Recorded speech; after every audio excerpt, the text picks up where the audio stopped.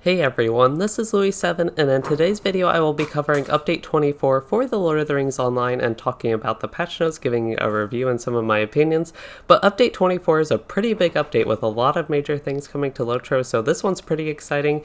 And I do plan to do many individual videos covering some of the specific things that are coming in this update, which include the long-awaited 64-bit client, a new region with new quests and continued storyline with the Vales of Anduin, and an overhaul of the virtue system. So there are also a lot more minor changes in this patch, but honestly, those are a bit more boring, so we'll just save them for the end. But this update will be released on June 4th with corresponding maintenance of 8 AM to 12 PM Eastern Time or server time, and that will be 12 to 16 UTC to help convert. But I actually guess this update would be released on the 6th on Thursday when they seem to normally do updates, but they're actually doing it a bit earlier, so that's nice for us. But let's go ahead and get towards the patch notes, and as I mentioned, I will be doing more in-depth videos of the 64-bit client and the Virtue Revamp, and I'll also do live stream of Vales of Anduin content, so if you're interested in seeing something more thorough, I will have that. And I also did test out some of this stuff in the beta if you're interested in seeing that and you haven't seen any of the content in this update yet. But I do want to point out the gameplay you are seeing is not actually from Update 24 since it's not out yet, and it doesn't use the 64-bit client. Anyway, let's finally get going here with the patch notes, and as I mentioned, I will be covering the 64-bit client and virtue system in some separate videos, so I won't go too much in depth with those, but we can go ahead and hit them as they come up here in the patch notes. And the first thing here we have is Vales of Anduin. So Update 24 brings the Vales of Anduin zone, so that is where the Great River courses through the Wilderland to the shores of Lothlorien. So it's actually kind of between Misty Mountains and Lothlorien, and I think Gundabad. That might not be the correct name, but the place just west of Ered Mithrin, the Grey Mountains, it kind of lies in there. But that's where it is, and it connects to two old zones, as I said, Misty Mountains and Lothlorien, and I personally really like that it connects to some old things and kind of fills in a big gap with the region north of Lothlorien, so I personally really like that. But what the actual Vales of Anduin is it has woodmen as you help them defend their lands from goblins and orcs of the Misty Mountains, actually. So you get to explore the regions past, it looks like, which was home to dwarves, elves, and ancestors of hobbits and rohirrim, so a lot of diversity there, and you seek the aid of the Bjornings and Great Eagles, as well as a certain brown wizard, according to the patch notes, that some repute. But there are foul things that roam the woods and marshes, and a lot of that I think will connect to the legacy of the One Ring, it looks like. And that is what's going on with Vales of Anduin. They will continue the Black Book of Mordor. The storyline for the Black Book of Mordor will continue with 2 more chapters, it looks like. You will help the Dwarves of Skarhald attempt to fortify their position in Grey Mountains, it looks like, and if you completed Chapter 8.7, the First Promise, you can just pick up Chapter 9 by speaking with Durin on the upper level of Skarhald, and the storyline from here will guide you to the Vales of Anduin, so once your business with the Dwarves has been resolved. And just a little personal note, a lot of the business with the dwarves, as these patch notes seem to hint at, is a lot of the stuff I didn't really like about these book quests, and that was really annoying me with Update 22 and Update 23, and yeah, I'm just personally a little bit skeptical of that, but of course I still will be trying the update and trying to like it. Just a little personal note, I know a lot of people will probably be a lot more excited for this and continued storyline and just the new region and questing within that, but just a little personal note thought I'd share. The next big thing I think is the virtue system, so it's a little bit down in the patch notes, but thought that I could go ahead and cover this. So the virtue system has received a big overhaul, and as I've mentioned a few times, I'll be covering this system in a whole different video because there would be a lot to actually cover in this, especially without being able to show anything. A lot of this you just have to actually look at. There's a new user interface with it, which will show all the new virtues, all the virtue changes, what the virtues do. So I think kind of the gist of this, a good way to shortly explain it, is you now get virtue XP. You don't just like level your virtues, and you can get virtue XP from things other than deeds, not that many other things, but you are able to select your actual virtue that you want to get XP, so you can work towards specific virtues you want and don't have to get a lot of virtue XP and have it go towards virtues you never want to equip.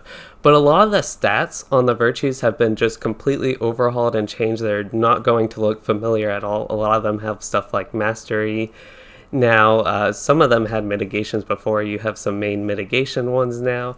But yeah, one of the biggest changes is a lot more offensive stats from Virtue, so you can become a little bit more glass cannon-y if you want, or a little bit more defensive. And on top of that, every Virtue has a passive benefit, so even if you don't have that Virtue equipped, which you do still have Virtues equipped like before, the only basically two things that are the same is you equip Virtues and your Virtues just exist and have stats. But anyway, moving on from that, the passive benefits are pretty small, but once you have like all your Virtues really high level, they can actually add up. So you get those passive benefits without even equipping the Virtue. So it does give you a reason to level Virtues other than ones you just want equipped. So yeah, a lot of changes within the Virtue system with that. In addition, they've also just added a new Virtue called Wit, which is actually one of those offensive statted Virtues.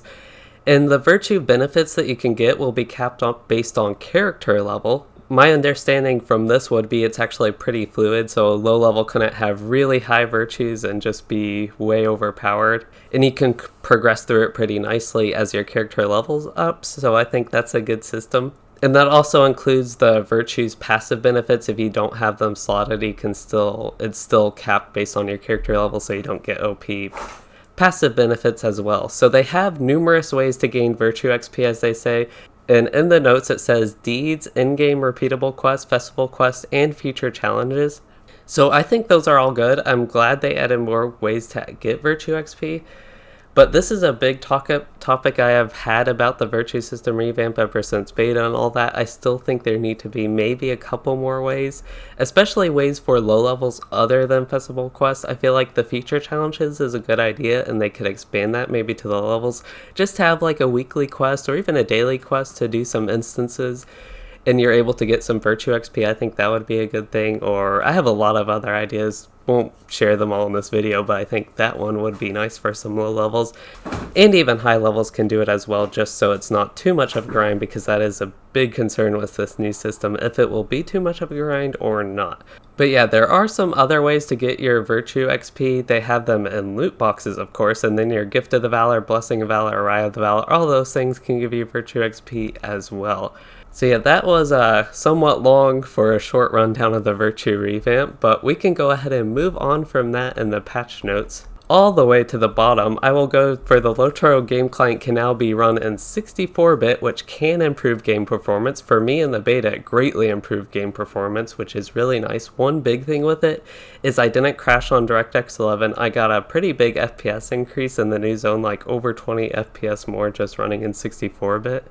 And I do want to point out, it says default players will use the 32-bit client, so you have to change the option in the launcher. I'll have a whole video on this, but you have to go into the launcher and to the options and actually change to 64-bit, just so you all know that you have to do that to actually be on it. You just won't be on it. But it does have a different set of settings. So like graphic settings and all those things will be different for the two clients, which will be nice for me because I want to run DirectX 11 if I'm on the 64-bit client and don't if I'm on the 32-bit client.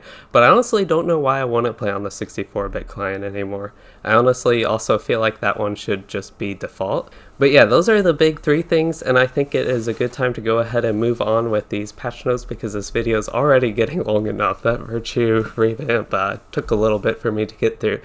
But we do have some minor class changes. So the healing percentage for Vigilant Roar legendary item bonus has been corrected. It actually doesn't list this under a class, but that is for Bjornings if you all are unfamiliar.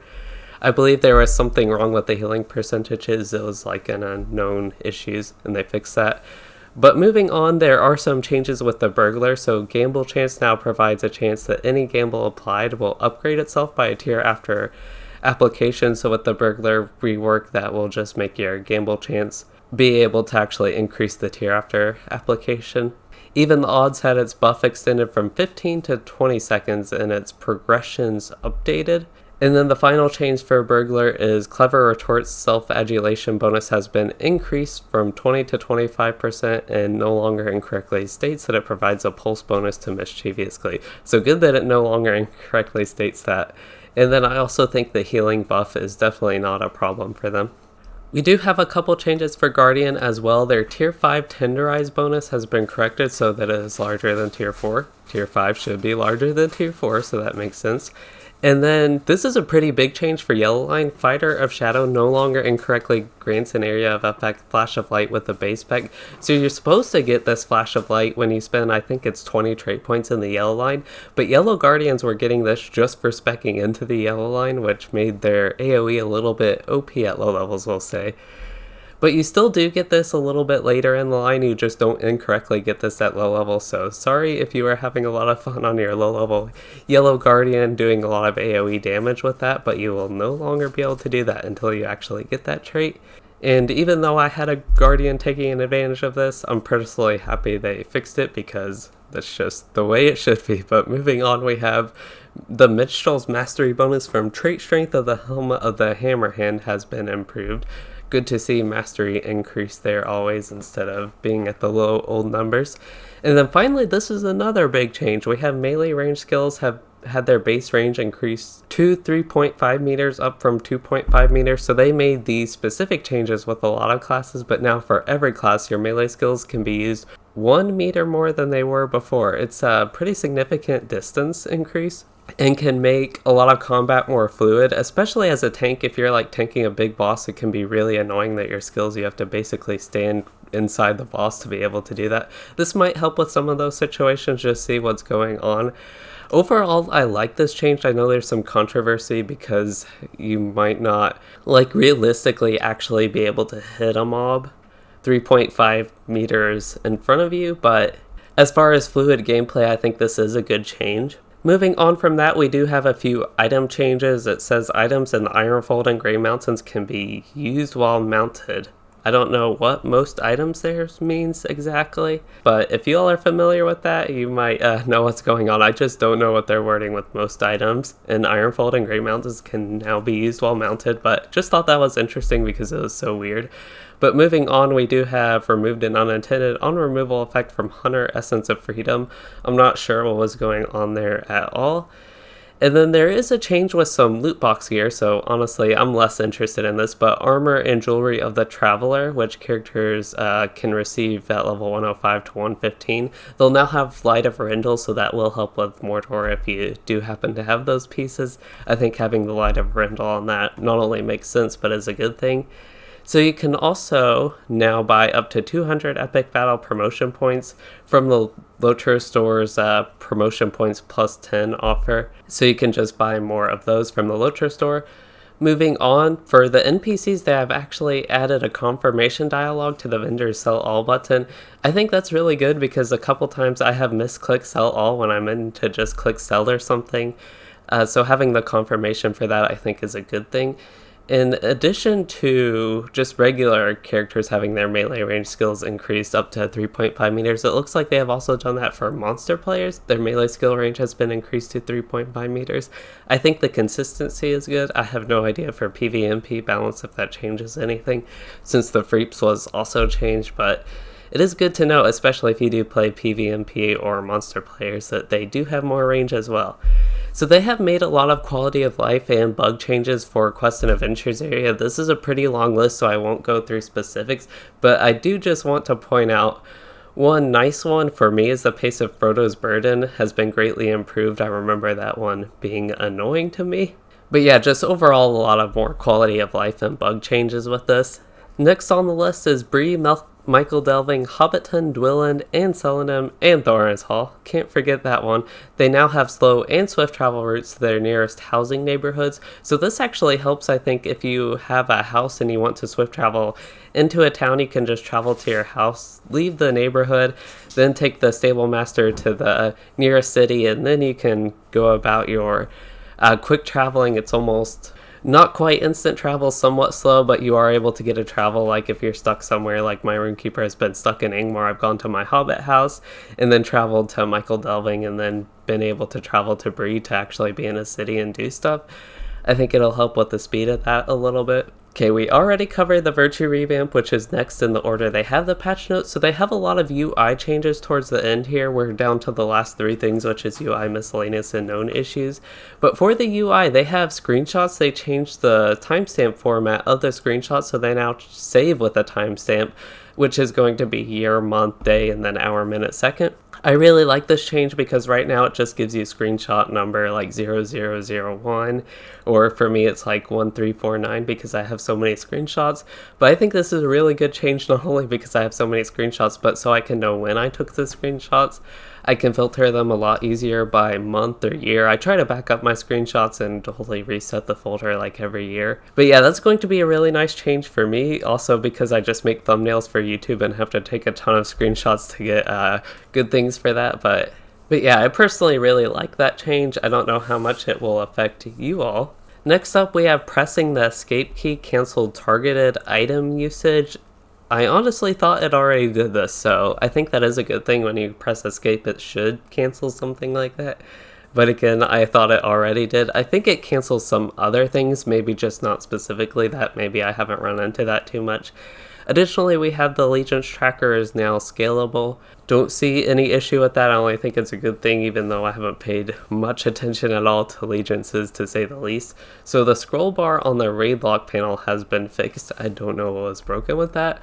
Moving on, we have fellowship tradable gear no longer loses allowed trade target information on logout. So I guess if you are able to trade some gear, some like bind on acquired gear to a fellow, and you log out, you'll lose the information of who you can trade it to. So that's a good thing. Then they fixed a bug for some quest font size changes where it would revert back whenever quest update events were triggered. And one thing that I've actually ran into in the past when I was actually had some plugins installed, which I plan to do add some add-ons eventually again, but they fixed an issue where zooming in with the mouse scroll wheel would just stop working when interacting with Lua plugins, and I think I ran into this with combat analysis and it was kind of annoying, so I think that's good that they fixed it. And then they have added Lua event triggering of effect removed and effect clear for selected targets, and they did some other Lua changes with the added binding to Lua for various action definitions. I assume these would be a lot more for people that are involved with add-ons. Honestly, not too familiar with what's going on here, but figure I might as well share this because this is the patch note video. But moving on, and okay guys, I completely forgot there's a somewhat significant change. I don't want to put this up like with the other changes how significant it is, but they did make a pretty big change to the grouping in the instance finder panel. So the instance finder panel, the one we are familiar with to start instances, will just be one panel. It'll only be one tab. It'll be the one you like regularly go to start instances. Default is like Control J to bring it up, that one. So that's going to be the only tab in that panel, and they're actually making a new panel called instance grouping. So it's similar to how the social panel worked with quest grouping. So now you can create entries for your instances and be able to group with people, and you can actually find people who are searching for groups. And I think one of the ideas with this was to reduce LFF spam, like spam in quotes, to actually search for groups, so you can just open like this instance panel, see who wants to run what, and be able to click like join, or even create your own group. If you want to run like Turtle, you can just create one and have people join. So you don't really have to bother too much with chat, but we'll see. This entirely depends on the community and players actually utilizing it. So hopefully people use it, because I think this is a good thing and will definitely help people searching for groups. In my opinion, I think this is a really good thing and hope people use it. But moving on, they do have Shift F is no longer mapped to Instance Finder because that version of it no longer exists. It's just Control J now. And they did update the Instance Finder tutorial with a tutorial hint for the new panel, it looks like. And there used to be a command called /LFP, which has been changed to /LFQ, so now it's looking for quest grouping. I think I actually tested this in beta, what LFP and LFQ were, but I honestly don't remember exactly. But to move on from there, one more thing in the UI changes: an item socket replacement confirmation dialog now displays in the correct order. That's a good thing, kind of random after all that other stuff, but we can finally move on to the miscellaneous changes. I already covered the 64-bit client a little bit, but they also had the sky and the landscape during character selection has been fixed. I haven't noticed an issue with that. Alright, so we are on the known issues, the very last section, and all these known issues are 4 known issues for quests. Just to be thorough, I will go ahead and cover these just in case you all might run into these specific issues, but for the quest Good to Be Home, some NPCs will initially be phased out even though they'll have their quest ring on the radar, but once you complete a certain amount of quests, you'll be able to advance this quest. The next one is Befriending Critters, so you can get a knowledge of taming items. granted by Radagast during his Befriend Critters quest. And these items cannot be removed from your inventory, or if you do so, it will cause the progress of the deed called Tender of Beasts to be reset, and they are actually missing the text to tell you not to remove them. And once you complete the deed, it'll actually both automatically be removed from your inventory, so my advice is to not remove those. The next one here is Dredging Up the Past. So Sharky's Orders quest item is currently able to be destroyed, which it should not be, so removing your item from the inventory will cancel the quest and block you from progressing further in the region. Please do not destroy this item. I agree with the patch notes. Please do not destroy this item, and it will be removed from your inventory upon quest completion, so that one's good to know as well. I wouldn't plan to destroy anything like that, but just in case. But moving on, there's another quest here, Rosgobel, Cleaning the Anduin / Rosgobel, Cleaning the Tributaries. It looks like some of the items needed to be fished for these quests require higher fishing proficiency, and some can currently only be obtained from other regions. I do consider that an issue. I'm not too sure what's going on there because I haven't done these quests and not familiar with like if these are just fishing quests specifically.